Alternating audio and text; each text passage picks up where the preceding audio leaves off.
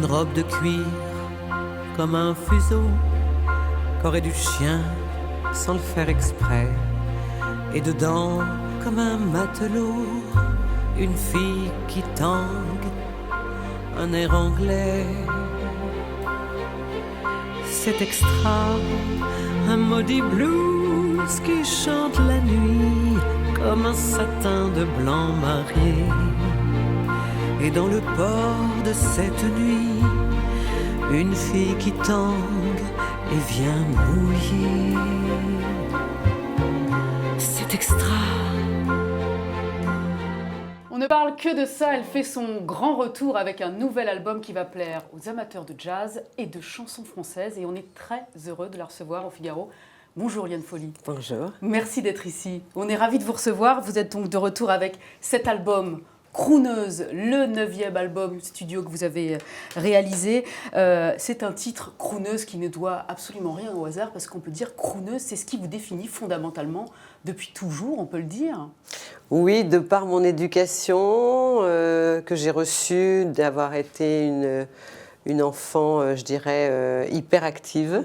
Donc mes parents nous ont, d'ailleurs tous les trois dans la famille, les trois enfants nous ont beaucoup occupés, que ce soit à la musique, au chant, au solfège, la danse classique, mais aussi le sport. Enfin, ils avaient toujours très peur que leurs enfants s'ennuient, donc ils ont tout fait pour qu'on ne s'ennuie pas.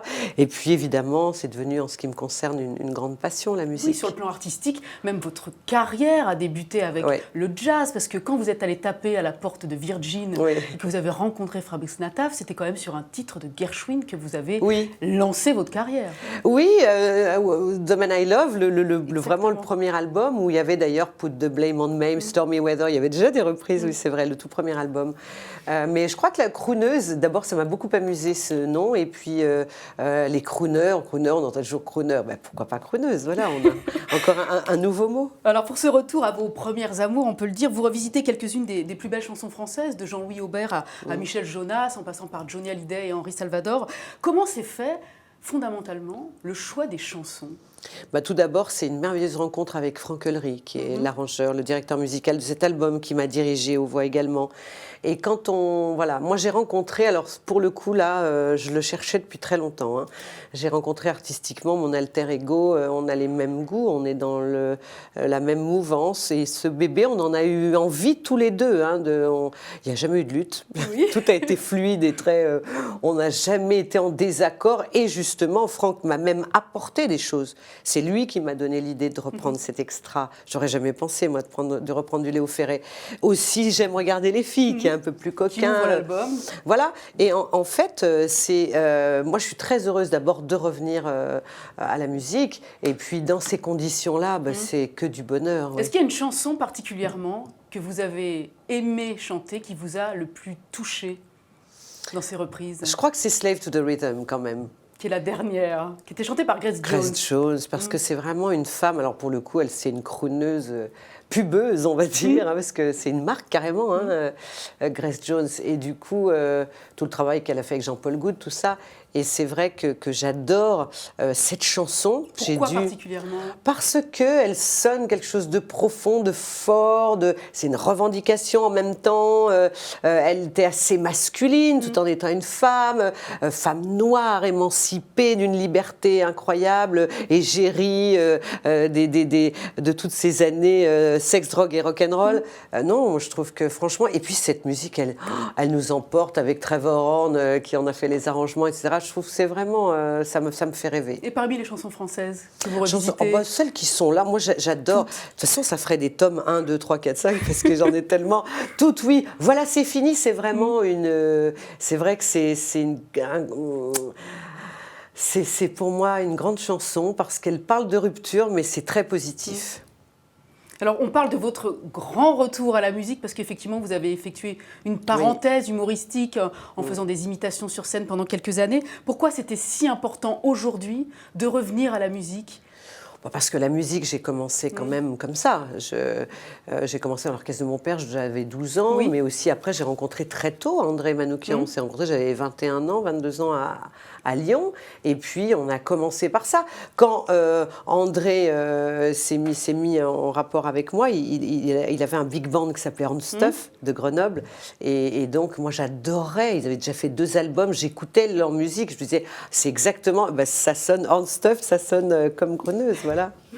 Vous avez parlé tout à l'heure de vos parents, vous les avez évoqués, vous leur dédiez cet album en précisant qu'aujourd'hui, ils veillent sur vous à présent. Est-ce qu'il n'y a pas aussi une part de nostalgie qui a motivé la fabrication de cet album? Oui, même si malheureusement je savais très bien que, parce qu'ils étaient très malades tous les deux, donc oui, j'ai dû le préparer, on prépare les choses dans un élan comme ça. Il a été fait dans la douleur, oui c'est sûr, mais en même temps, voilà, c'est cette nostalgie. Ouais. Qui patine l'album. C'est ça. On vous sait, vous l'avez dit, déterminée à devenir chanteuse depuis que vous êtes une enfant. Depuis toute petite, vous accompagnez votre père effectivement sur les tournées lorsque vous étiez toute môme. On peut dire que vous avez la foi dans la musique, mais cette foi, parfois, on peut la perdre, on peut en douter. Est-ce que vous en avez douté certaines fois? On doute tout le temps. On est dans un métier où on angoisse tout le temps quand on doit ressortir un nouveau projet. Moi, je vois même sur scène, quand je suis en tournée, j'en ai fait des scènes et j'en ferai encore, je l'espère, mais je veux dire, c'est tous les soirs, c'est une histoire différente, on est dans une ville différente, on doit reconquérir à nouveau son public. Il y a quelque chose d'assez incroyable dans ce métier qu'on fait, parce qu'on se met tout le temps en danger, et puis en même temps, il faut oser, il faut aller de l'avant, puis quelquefois, et puis les cordes vocales, ça passe, toutes les émotions se trouvent dans les cordes vocales. Donc c'est parfois difficile, comme quand on vit des moments très très durs. Et aussi, ça amène aussi toute la maturité. Cet album, je le chante comme ça aujourd'hui parce que j'étais aussi prête.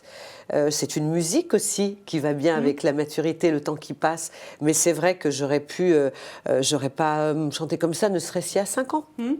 Quand on regarde votre parcours, quand on se plonge dans votre parcours, il y a quelque chose qui frappe, c'est qu'on a l'impression que la plus grande partie des rêves que vous aviez, vous les avez réalisés, vous avez fait en sorte qu'ils se réalisent. Oui, ça c'est vrai. Est-ce qu'il y en a certains pour lesquels aujourd'hui vous estimez que vous ne vous êtes pas assez battu pour les mener à leur terme? Non, mais je vais continuer par contre. Donc, parce que je pense que la vie est un choix. Moi, j'ai choisi d'être heureuse, j'ai choisi d'aller vers le bonheur, même si on est tous égaux de toute façon devant les malheurs de la vie. Et les grands malheurs de la vie étant la maladie, la mort, ça, on ne peut pas remplacer ce qu'on perd malheureusement. Mais en fait, je crois que j'ai cette quête mais toujours, et ça se passe par le rire aussi, parce que ma vie est franchement, si je ne riais pas tous les jours, je ne serais pas moi, je ne serais pas vraie. Donc je suis dans un état d'esprit comme ça. Vous êtes dans cette quête du bonheur permanente. Mais ça, c'est vos parents c'est depuis que je suis née. qui vous l'ont transmis. Ouais, ça c'est ma famille. Oui. Moi, je suis née dans un magasin qui s'appelait La Droguerie du Sourire quand même. Donc ça veut déjà tout dire. Et puis non, mes parents avaient une force comme ça incroyable, une force de conviction comme ça. Il faut y arriver. Il faut être heureux, et de donner aussi toujours aux gens qu'ils aimaient. Très altruiste, très généreux, mais aussi, moi j'ai connu mes parents s'occuper de causes humanitaires. Voilà, donc j'ai beaucoup de chance aussi d'être née dans une famille comme ça, d'aller vers l'autre, tout simplement, la générosité de cœur, l'altruisme. Moi je me souviens, à la maison, ma grand-mère vivait avec nous, et déjà, quand on me demande aujourd'hui, ah oui, vous occupez beaucoup de causes humanitaires. Oui, parce que je l'ai fait toute petite.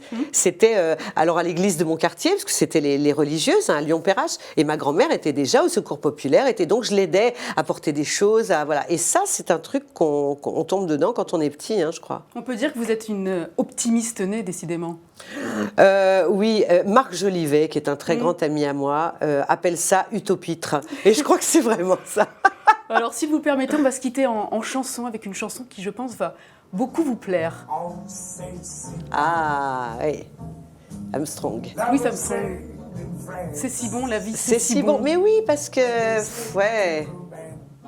Et puis, on retrouve vraiment des très grands standards qui ont été écrits aussi par des Français. Cette chanson aussi. Oh bah oui, j'aurais pu reprendre. Non, après ça fait partie des gros standards comme La Mer, comme Les Feuilles Mortes, qui ont été reprises, comme aussi La Belle Vie. qu'a écrit Sacha Distel, ça, oh, the good life, da, da, da, da. Mais ça a été aussi beaucoup repris, notamment par les Gentlemen, il n'y a pas très longtemps, etc. Moi, j'avais envie, c'est d'un autre travail dont j'ai envie, parce que je me dis que les reprises, bon, ont été magnifiquement faites par Sarah Vaughan, Ella Fitzgerald, et qu'on ne pourra jamais faire mieux, mais concernant les chansons, moi j'aime bien la variété justement et la transformer en big band, c'est-à-dire vraiment changer un peu l'univers comme ça d'une chanson et ça devient magique. C'est là où on se rend compte que la mélodie et les textes sont très forts parce qu'elle tient la route dans n'importe quel style. Et c'est ce qu'on retrouve dans cet album, donc Crooneuse, que vous venez de sortir et qui est formidable. J'ai eu beaucoup de plaisir à m'entretenir avec vous. Merci pour votre venue. Merci à vous. Je rappelle que vous serez sur scène dès le 3 juin et avec une date particulière au Casino de Paris le 10 juin. Oui. Et puis pour ceux qui sont fans absolus et qui veulent vous revoir en télé, vous serez également sur M6 dès le 6 avril dans l'émission Super Kids aux côtés d'Alizé, Philippe Candeloro et Gérard Louvain. C'est super. Merci beaucoup. Merci à vous.